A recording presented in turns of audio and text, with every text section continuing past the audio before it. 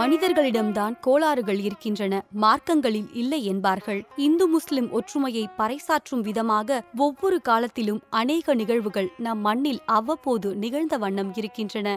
இங்கு திருச்செந்தூர் முருகன் நிகழ்த்திய அற்புதத்தை பார்ப்போம். வங்கக்கடலின் அலைகள் எழுப்பும் ஆரவார ஒலிகள் என்றும் ஒலிக்கும் திருச்செந்தூர் முருகப்பெருமான் தென் தமிழக மக்களுக்கு மட்டுமல்ல, உலகமெல்லாம் வாழும் ஒட்டுமொத்த தமிழர்கள் ஒருமுறையேனும் சென்று வழிபட்டு வர வேண்டும் என எண்ணும் திருத்தலம். முருக கடவுள் சூரபத்மனை வதம் செய்த இடம். இங்கு நடைபெறும் சூரசம்ஹார விழா வரலாற்று சிறப்புமிக்கது. இத்திருத்தலத்தை ஜெயந்திபுரம், கபடபுரம், திருச்செந்தில், அலைவாய் மற்றும் கந்தமாதன மலை என்று அழைக்கிறார்கள். திருச்செந்தூர் அருகே இருக்கும் காலன் குடியிருப்பு என்னும் பகுதி இஸ்லாமிய சமூகத்தை சேர்ந்த மக்கள் மிகுதியாக வாழும் பகுதி. இந்த ஊரில் மீராக்கண்ணு என்னும் புலவரும் வாழ்ந்து வந்தார். கவிதை இயற்றுவதில் திறன்மிக்க இவரது வாழ்க்கையை வறுமை இருள் எப்போதும் சூழ்ந்தே இருந்தது. அன்றாட வாழ்க்கையை நடத்துவதற்கே மிகவும் சிரமம் ஏற்பட்டதால் மதுரையில் இருந்த வணிகர் ஒருவரிடம் வட்டிக்கு கடன் பெற்று இருந்தார். உரிய நேரத்தில் அவரால் பணத்தை திருப்பி தர முடியவில்லை. ஆனால் வட்டி தொகையோ பல மடங்கு ஏறிக்கொண்டே போயிருந்தது. நீண்ட நாட்களாகியும்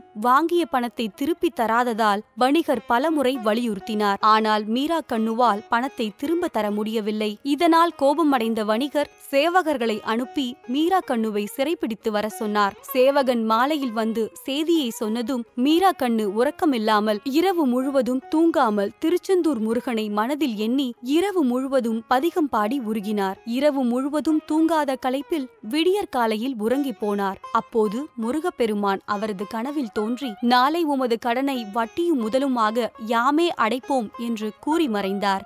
இதேபோல் சேவகனின் கனவில் தோன்றிய செந்தில் வேலன் கோயிலில் சுவாமி தரிசனம் செய்து முடித்து வந்ததும் தங்கள் பணம் உங்கள் கைக்கு வந்து சேரும் என்று கூறி மறைந்தார். அப்போது செந்தூரின் பகுதியை உள்ளடக்கிய குலசேகர பட்டணத்தை ஆண்ட குறுநில மன்னர் செந்தில் காத்த மூப்பனார் கனவில் செந்தில் ஆண்டவர் தோன்றி, என்னுடைய பக்தன் மீராக்கண்ணு மிகவும் கஷ்டத்தில் இருக்கின்றான். நாளை காலையில் சண்முக விலாசத்து உண்டியலை திறந்து அதிலிருக்கும் பணத்தை அப்படியே அவனுக்கு வழங்கி அவனது கடனை அடைத்து விடுங்கள் என கூறி சென்றார். பொழுதும் புலர்ந்தது. புலவர் மீராக்கண்ணு, சேவகன் இருவரும் திருச்செந்தூர் கோயிலுக்கு வந்து சேர்ந்தார்கள். அவர்களுக்கு முன்னதாகவே மன்னர் அங்கு வந்து காத்திருந்தார். பரஸ்பரம் மூவரும் சந்தித்துக் கொண்டனர். இறைவன் கனவில் கூறியபடியே எல்லாம் சிறப்பாக நிகழ்ந்தன. இதில் குறிப்பிடப்பட வேண்டிய ஆச்சரியமான விஷயம், புலவர் வணிகருக்கு செலுத்த வேண்டிய தொகையை மீறி அதில் ஒரு பைசாவும் மீதமில்லை என்பதுதான். திருச்செந்தூர் ஆண்டவன் செந்தில் ஆண்டவனின் கருணையை எண்ணி மூவர் மட்டுமல்ல, ஆலயத்திற்கு வந்திருந்த பக்தர்கள் அனைவருமே கசிந்து உருகினர்.